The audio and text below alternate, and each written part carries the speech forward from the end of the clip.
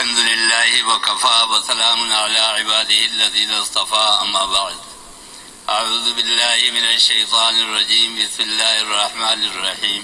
مسجد کیا ہے؟ اللہ کا گھر ہے۔ بیت اللہ کیا ہے؟ اللہ کا گھر ہے۔ اللہ کے گھر سے مراد یہ نہیں ہے کہ نعوذ باللہ یہ اللہ کے رہنے کی جگہ ہے، بلکہ یہ اللہ کا گھر ہے۔ اس لیے اللہ کا گھر ہے کہ اللہ کی تجلیات یہاں پر نازل ہوتی ہے۔ جو اللہ کا گھر ہے، جو بیت اللہ ہے، جو مسجد ہے، وہاں پہ مرکز تجلیات ہے، اللہ تعالیٰ کی تجلیات نازل ہوتی ہے، اس لیے اس کو اللہ کا گھر کہا جاتا ہے۔ اور کوئی نہ کوئی ایک چیز مرکز ضرور ہوتی ہے، جیسے آپ کا جسم ہے، آپ کا بدن ہے، اس کے اندر زندگی موجود ہے، اس کے اندر روح موجود ہے۔ روح سے پورے جسم کے اندر، پورے بدن کے اندر زندگی ہے، حیات ہے۔ آپ انگلی کے اندر سوئی چبوئیں گے تو آپ کو پتہ چلے گا کہ تکلیف ہو رہی ہے، معلوم ہوا کہ انگلی کے اندر حیات ہے۔ آپ کے پاؤں کے اندر کانٹا چبھ جائے، معلوم ہوگا کہ تکلیف ہو رہی ہے، اس کا مطلب یہ ہے کہ پاؤں میں حیات ہے، پاؤں میں زندگی ہے۔ اور فرمایا کہ جتنے بھی اعضاء ہیں سر سے لگا کر پاؤں تک، ہر چیز کے اندر اللہ نے زندگی رکھی ہے اور ہر چیز کے اندر اللہ نے حیات رکھی ہے۔ لیکن حیات کا ایک سرچشمہ ہے، حیات کا ایک مرکز ہے، وہ ہے انسان کا قلب۔ کیسے؟ اگر آپ کے پاؤں کے اندر خدا نخواستہ شوگر کی وجہ سے زخم ہو جائے، ڈاکٹر کہتے ہیں کہ آپ کے پاؤں کا انگوٹھا کاٹنا پڑے گا، لیکن آپ کے پاؤں کا انگوٹھا کٹ گیا، آپ زندہ ہے۔ انگلی کے اندر آپ کے زہر پھیل گیا، ہاتھ آپ کا بیکار ہو گیا، ہاتھ کٹ گیا، آپ زندہ ہے۔ گردہ خراب ہو گیا، ایک گردہ نکل گیا، آپ زندہ ہے۔ جگر خراب ہو گیا، جگر کا ایک حصہ کٹ گیا، آپ زندہ ہے۔ آنکھ خراب ہو گئی، ایک آنکھ نکل گئی، آپ زندہ ہے۔ کان کٹ گیا، آپ زندہ ہے۔ جس کا مطلب یہ ہے کہ آپ کے جسم کے ہر عضو کے اندر حیات موجود ہے، زندگی موجود ہے، لیکن یہ تمام اعضاء جو میں نے ابھی آپ کو بتائے ہیں، یہ مرکز حیات نہیں ہے۔ مرکز حیات ایک ہے اور وہ ہے انسان کا قلب اور انسان کا دل۔ انسان کا قلب نکل جائے، اب اس کی زندگی باقی نہیں رہتی، اب اس کی حیات باقی نہیں رہتی۔ اسی طرح مرکز ہے تمام مہینوں کے اندر جو 12 مہینے اللہ تعالیٰ نے عطا فرمائے ہیں۔ 12 مہینے کون سے؟ قرآن کریم گنتی بتاتا ہے، فرمایا کہ ان عدت الشہور عند اللہ 12 شہرا فی کتاب اللہ۔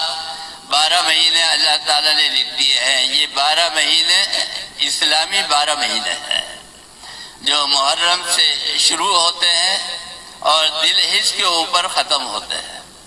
تو میں یہ بات عرض کر رہا تھا کہ رمضان المبارک کی نسبت اللہ کے ساتھ ہے۔ رمضان المبارک اللہ کا مہینہ ہے۔ اس رمضان المبارک کے اندر صرف روزے ہی کی عبادت نہیں ہے۔ آپ نے دیکھا ہوگا کہ جب رمضان المبارک کا مہینہ آتا ہے تو اس کے اندر ہم اور آپ زکوٰۃ بھی دیتے ہیں، اور زکوٰۃ کے معاملے میں ایک چیز یہ اچھی طرح سمجھ لینا چاہیے کہ زکوٰۃ فرض ہوتی ہے جب آپ صاحب صاحب نصاب ہو جائے، یعنی آپ کے پاس 7.5 تولے سونا یا 52.5 تولے آپ کے پاس چاندی موجود ہو اور اس کے اوپر 1 سال گزر جائے تو اب آپ کے اوپر زکوٰۃ فرض ہو گئی۔ زکوٰۃ میں اور فطرے میں ایک فرق ہے۔ زکوٰۃ آپ کے اوپر جب فرض ہوتی ہے کہ جب آپ صاحب نصاب ہو جائے اور آپ کے نصاب کے اوپر، آپ کے مال کے اوپر 1 سال گزر جائے، لیکن فطرہ آپ کے اوپر اس وقت واجب ہوتا ہے کہ جب رمضان المبارک گزر جائے، عید الفطر آ جائے اور اس وقت اگر آپ صاحب نصاب ہے، اگر نصاب کے مطابق آپ کے پاس مال موجود ہے، اب آپ کو فطرہ ادا کرنا ہے۔ اور فطرہ عید والے دن اگر کوئی بچہ پیدا ہوتا ہے تو اس کی طرف سے بھی فطرہ ادا کیا جائے گا۔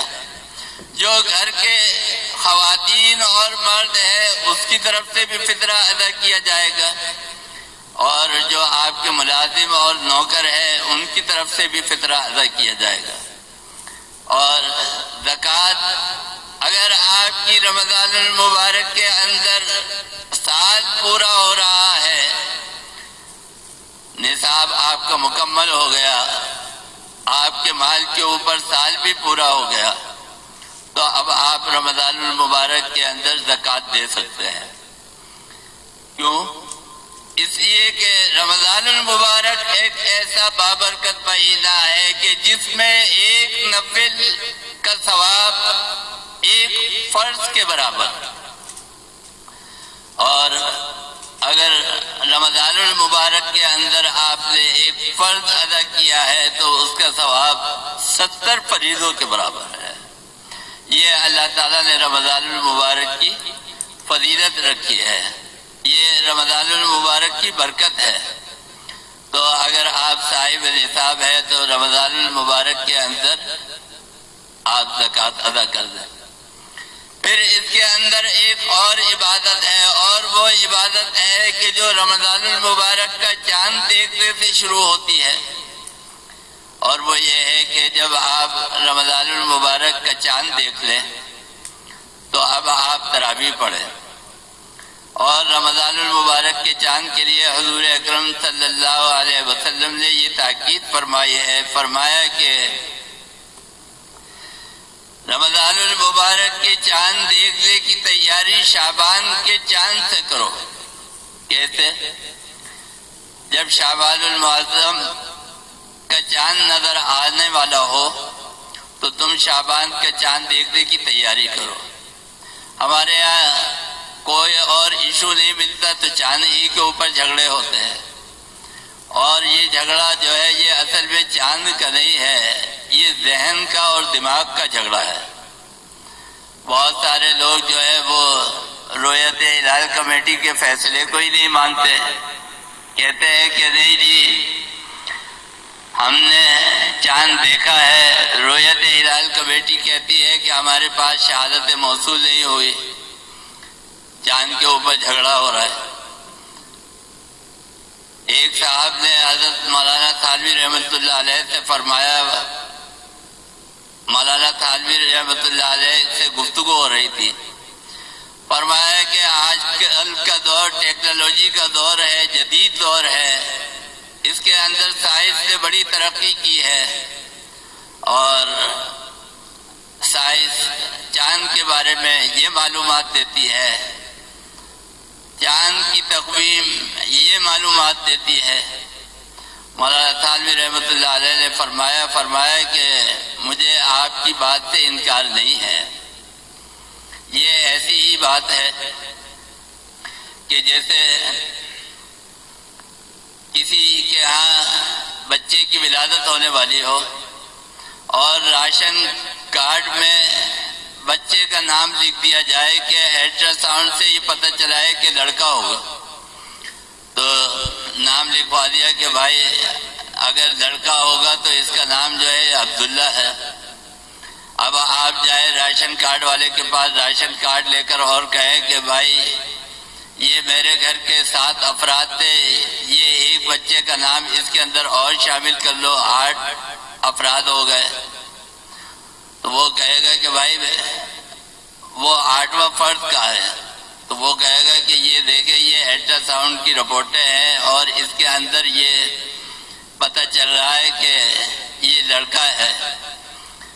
تو راشن کارڈ والا کہے گا کہ بھائی جب یہ بچہ ماں کے پیٹ سے باہر آ جائے، جب اس کی ولادت ہو جائے، تب راشن کارڈ کے احکام اس کے اوپر لاگو ہوں گے۔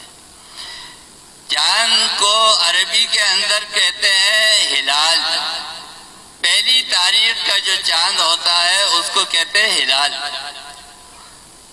یسألونک عن الأہلہ قل ہی مواقیت للناس والحج، اللہ تعالیٰ فرماتے ہیں کہ آپ سے لوگ یہ سوال کرتے ہیں چاند کے بارے میں کہ چاند کے بارے میں بتائیے، فرمایا کہ آپ بتا دیجئے کہ یہ اوقات کے حساب کتاب کا یہ ایک فارمولہ ہے جو چاند سے پتہ چلتا ہے۔